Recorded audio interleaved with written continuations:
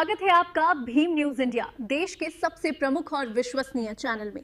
आप देख रहे हैं भीम न्यूज इंडिया। नमस्कार, मैं आपके साथ हूं। आइए जानते हैं आज की ताजा अपडेट्स। देश और दुनिया में क्या चल रहा है उसकी पूरी जानकारी लेकर हाजिर हैं। सबसे पहले बात करते हैं आज के मुख्य समाचार की। भीम न्यूज इंडिया देख रहे हैं आप विनय कुमार सिंघल के साथ। आज कोटा में रामगंज मंडी विधानसभा क्षेत्र के रिंची गांव में यादव समाज का निःशुल्क विवाह सम्मेलन संपन्न हुआ। यादव समाज से यहाँ तात्पर्य है अहीर यादव समाज। बताते चला है कि इस कार्यक्रम में मध्य प्रदेश के मुख्यमंत्री श्री मोहन यादव के साथ लोकसभा अध्यक्ष श्री ओम बिरला, शिक्षा मंत्री श्री मदन दिलावर और राजस्थान के पावर मिनिस्टर श्री हीरालाल नागर और साथ ही विधायक बाबा बालकनाथ शामिल हुए। इस अवसर पर मुख्यमंत्री मोहन यादव द्वारा अपने उद्बोधन में बताया कि सामूहिक विवाह से क्या क्या फ़ायदे होते हैं, इसकी विस्तृत रिपोर्ट देखिए आप। कार्यक्रम के आयोजनकर्ताओं ने सर्वप्रथम एक बड़ी माला से आए हुए अतिथियों का स्वागत किया। आप देख रहे हैं आयोजक बड़ी माला से माननीय लोकसभा अध्यक्ष श्री ओम बिरला, मंत्री जी मदन दिलावर, मध्य प्रदेश के मुख्यमंत्री मोहन यादव के साथ पावर मिनिस्टर हीरालाल नागर का अभिनंदन कर रहे हैं। सामूहिक विवाह सम्मेलन जो कि समाज में एक नई व्यवस्था बनी है, जो पहले बहुत कम होती थी, इससे काफ़ी समाज के लोगों में एकजुटता बढ़ती है और विवाह सम्मेलनों से सभी समाज के जो व्यक्ति होते हैं उनके वैवाहिक खर्चे बच जाते हैं। देखिए एक रिपोर्ट, क्या कुछ कहा मोहन यादव जी, मंत्री मध्य प्रदेश ने। बोले गोपाल कृष्ण भगवान की। मैं महाकाल की नगरी से आता हूं, तो हम सब मिलके बाबा महाकाल का भी जयकारा करें। बोले महाकाल महाराज की।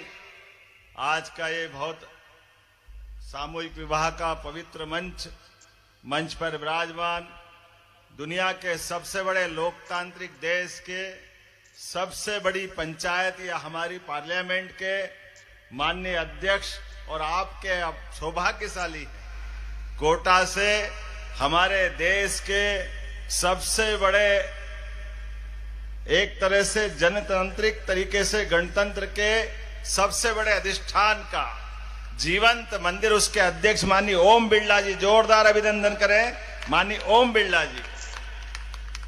और इस अवसर पर हमारे बीच गोरक्षनाथ की ही हरियाणा पीठ बाबा बालकनाथ जी भी विराजमान है। आपका भी वंदन अभिनंदन, जोरदार अभिनंदन करें महाराज जी का भी। मंच पर दो मंत्री और विराजमान है, दोनों मंत्रीगणों का और पूरे मंच का जोरदार अभिनंदन कर दें एक बार सभी के साथ। और मैं दोनों हाथ जोड़ के आप सबको प्रणाम करता हूं, आप सबका वंदन करता हूं, अभिनंदन करता हूं। सच में ओम जी भाई साहब का आग्रह था, हमारे यहाँ के सारे मित्रों ने सामूहिक विवाह का आग्रह इतना मैं मान के चलता हूं कि हमारे बीच में थोड़ी गुंजाइश थी कि मैं कोशिश करूं कि इस कार्यक्रम से दूर से ही शुभकामना दे दूं, लेकिन भाई साहब का आग्रह था और आपका प्रेम था और इसलिए तमाम बाधाओं के बीच भी आज आपको दर्शन का मौका मिला। सच में मैं आपके बीच आकर के अपने आप को सौभाग्यशाली भी मानता हूं। और एक और कारण से सच में ये पाणी ग्रहण संस्कार 16 ही संस्कार में से सबसे पवित्र संस्कार अगर कोई है तो ये पाणी ग्रहण संस्कार है, जिसमें हमारे परिवार के माध्यम से ये विवाह संस्कार के आधार पर परिवार के अंदर हमारी वंश परंपरा में, कुल परंपरा में अमरता की निशानी प्रारंभ होती है। अमरता की निशानी हमारे अपने कुल का गोत्र आगे बढ़ाने वाला हमारा भावी पीढ़ी का अभिनंदन होता है। हमारे अपने जीवन काल में जिस प्रकार से परमात्मा की दया से कई पीढ़ियों के पुण्यात्माओं के कारण से ये 84 लाख योनियों का शरीर, मानव शरीर हमको मिलता है। ऐसे में हम अपने परमात्मा के द्वारा सौंपे गए शरीर से आने वाले मेहमान का अब के बाद कई बेटियों को नए माँ बाप मिलेंगे, उनका नया परिवार बसेगा। हमारे लिए सौभाग्य की बात है। जिनके घर से बेटी विदा होती है, सच में उनका कलेजा हलक तक आता है। उनकी आत्मा उनसे माँ बाप से पूछो। लेकिन ये हमारे लिए सौभाग्य की बात भी है। बेटियां माँ दुर्गा का अवतार होती है। उनके आशीर्वाद से 2 घरों का रिश्ता जीवन भर के लिए जुड़ता है। वाकई वो एक अलग प्रकार का आनंद भी आता है। और हमारे लिए एक और कारण से, ये देश तो मातृ सत्ता प्रधान संस्कृति का मानने वाला देश है। ऐसे समय में जब मैं आपसे बात कर रहा हूं, सच में सूर्यवंश और चंद्रवंश दोनों ही, सूर्य और चंद्र से हमारी सारी सृष्टि चलती है। हमारे लिए सौभाग्य की बात है।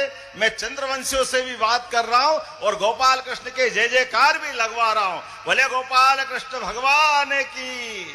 जिनके जयकारे के माध्यम से अपने जीवन का प्रत्येक क्षण और इस माटी का कण कण अपने खुद के परिश्रम पुरुषार्थ से जीवन को धन्य करते हुए भगवान कृष्ण ने कदम कदम पर पूरे देश का मार्गदर्शन किया। उनके जीवन में उनके पैदा होने के पहले भी कष्टों की पराकाष्ठा थी, लेकिन कष्ट से उनने कभी अपने आप को दूर रखने का प्रयास नहीं किया। हम सब जानते, जिसको सरल शब्दों में उनने कहा, धर्म मार्ग पे चलने के लिए उनका जीवन इसीलिए हुआ है। वो हमको प्रेरणा देते हैं। तमाम कष्टों के बीच भी भगवान कृष्ण तो कालिया नाक पे भी मुस्कुरा करके जीवन की प्रेरणा देते, वो हमको एहसास होता। और कंस को मारने के बाद भी शिक्षा की महत्ता क्या होती है, भगवान कृष्ण के जीवन से सीखते हैं हम। जब सांदीपनी आश्रम के माध्यम से भगवान जीते जी, कितना उस समय का, भाई साहब आप लोकतंत्र की सबसे बड़ी पंचायत के एक तरह से वहां के अधिष्ठाता, लेकिन सच में लोकतंत्र की स्थापना के लिए इतिहास जाना जाए तो अज्ञात इतिहास में 5000 साल में भगवान कृष्ण से प्रारंभ होगा। जब एक सत्ताधीश कंस को मारने के बाद भी वो कुर्सी पे नहीं बैठते, उनके नाना जी को बिठा करके कुर्सी को दूर से राम राम करते, ये हमारे लिए वो प्रेरणा देती। और वो दिन हो या बाद का कौरव पांडव का महायुद्ध, उस समय का महासमर, लेकिन उससे भी आगे बढ़कर जब द्वारकाधीश भी हो गए तो भगवान ने अपने वंश को द्वारकाधीश होकर के कुर्सी पर नहीं बिठाया। ये लोकतंत्र के नायक की विशेषता है। ये हमारे लिए सीखने वाली बात भी। कुर्सी से कुछ नहीं होता। जीवन में परमात्मा ने मौका दिया है सत्कर्मों का और धर्म के मार्ग पे चलने का। ऐसे समय में आज हमारे सबके बीच में ये अच्छा अवसर है। आप 43 परिवारों को जोड़ करके शासन के साथ भले ही खड़े हैं, लेकिन शासन की व्यवस्था के बजाय समाज ने अपनी सामूहिक विवाह की सारी खर्चे की व्यवस्था ली। मैं आपका वंदन करता हूं, अभिनंदन करता हूं। सच में सामूहिक विवाह के माध्यम से हम सबके लिए आज के समय में एक साथ ये एक सबका समय बचता है, खर्चा बचता है, व्यवस्था बचती है। और बच्चे का भी भाग्य देखो, लोकसभा के अध्यक्ष भी मौजूद है, मंत्री भी मौजूद है, विधानसभा के माननीय विधायक भी मौजूद है और महाराज जी का डबल रोल है। महाराज जी 2 नाते से हमारे अपने चुने हुए यहाँ के जनप्रतिनिधि भी है और गोरक्षनाथ पीठ का आशीर्वाद भी देने आए और उसके साथ साथ मुख्यमंत्री भी आपके बीच में आए। मुझे इस बात की प्रसन्नता है। मेरे अपने बेटे का विवाह भी इसी प्रकार के सामूहिक विवाह में करके, सच में हमारी परंपरा होना चाहिए। अनावश्यक हम बड़े आदमी हो गए, जबरदस्ती का दिखावा करना, अनावश्यक पैसा खर्चा करना, इस होड़ा होड़ी में गरीब आदमी को, मध्यम वर्गीय आदमी को कितना खर्चा लगता है। ऐसे में एक बार का दिखावा जीवन भर की परेशानी छोड़ जाता है। बाद में कर्जे में पूरा परिवार डूबता है, जमीन बिकती है, मकान बिकता है या कई कारण से दूसरी झंझटें आती है। ऐसे में सामूहिक विवाह के माध्यम से और एक साथ मिलकर के ये आनंद का वास्तव में अवसर अद्भुत है। मैं आपके सबके बीच में थोड़े कम समय के लिए भी आया हूं, लेकिन विलंब से आने की क्षमा भी चाहता हूं। और ऐसे में जब हम आपसे बात कर रहे हैं, आने वाले समय में सिंहस्थ का भी आयोजन आ रहा है और सिंहस्थ अर्थात हमारे यहाँ तो उज्जैन और कोटा में कोई अंतर ही नहीं है। ऐसा लगता जुड़वा भाई है इनका अपना संबंध, ऐसा ही लगता, अलग अलग मान ही नहीं सकते। और चंबल मैया का तो वास्तव में हमारे यहाँ से प्रादुर्भाव भले ही हुआ है, लेकिन आशीर्वाद तो कोटा में ही बरसता है, उसका एहसास होता है। चरमणवती माता का जो एहसास होता है, और चंबल तो आपके यहाँ उज्जैन में भी वो नहीं है, माता छिपरा पूरा अपना आशीर्वाद चंबल मैया में समा करके दोनों तरह से आपके बीच में आशीर्वाद की वर्षा करती। हमारे लिए सौभाग्य की बात है, आज कोटा में ये आनंद का क्षण आया है। कुछ समय बाद 2028 में उज्जैन में कुंभ का मेला होगा। मेरे अपने मित्र माननीय मुख्यमंत्री भजनलाल जी से हमने निवेदन किया था कि माननीय मुख्यमंत्री जी और माननीय ओम जी भाई साहब का आशीर्वाद मिला था सरकार बनने के साथ, और आपने कहा दोनों राज्य एक तरह से हमारे भाई भाई जोड़ीदार हैं, ऐसे में हमारी योजनाओं का भी परस्पर साझाकरण होना चाहिए, एक दूसरे के संसाधनों पर भी बराबरी का और सौहार्दपूर्ण संबंध होना चाहिए। मुझे इस बात की प्रसन्नता है, यशस्वी प्रधानमंत्री के आशीर्वाद से पार्वती काली सिंह चंबल योजना का आशीर्वाद मिला, और हमने दोनों राज्यों के बीच परस्पर प्रेम संबंध को बढ़ाने के लिए ये नई त्रिवेणी की धारा प्रवाहित की, जिसके कारण से मध्य प्रदेश के भी, पश्चिमी मध्य प्रदेश के 13 जिले और 15 जिले राजस्थान के आज पार्वती काली सिंह चंबल के माध्यम से भविष्य की नई एक अलग प्रकार की आर्थिक समृद्धि का द्वार खोलेंगे। ऐसे में हमारे यहाँ के शिक्षा मंत्री जी ने कहा कि कोई नहर कम ज्यादा पानी दे रही है। अरे पानी तो आ रहा है राजस्थान में, क्या दिक्कत है, कोई पाकिस्तान थोड़ी है, निश्चित रूप से देंगे, आप चिंता मत करो, इसका परीक्षण करेंगे। माननीय ओम जी भाई साहब यहाँ के माननीय सांसद है, ऐसे में महाराज जी भी है, मंत्री जी भी है। हमारे भाई बहनों को पानी मिल जाए तो इससे अच्छा क्या होता है। रही मन पानी राखिए, दिल पानी सब सून, पानी गए न उबरे, मोती मानस चून। चेहरे का पानी बना रहे, मोती का पानी समान चमकता रहेगा। परमात्मा की दया से नदियों के लिए तो मध्य प्रदेश नदियों का मायका है। ऐसे समय में जब जल की धारा में परमात्मा ने वहां वृद्धि की है, तो हमको परस्पर इस तरह की व्यवस्था में सदैव सहभागी होना चाहिए। तो मैं आपके साथ आने वाले समय में और भी आपको कई बार ऐसे मौके मिलेंगे। माननीय ओम जी भाई साहब के आग्रह के साथ आपके दर्शन करने का मौका मिला, नव दंपतियों के शुभकामना देने का मौका मिला।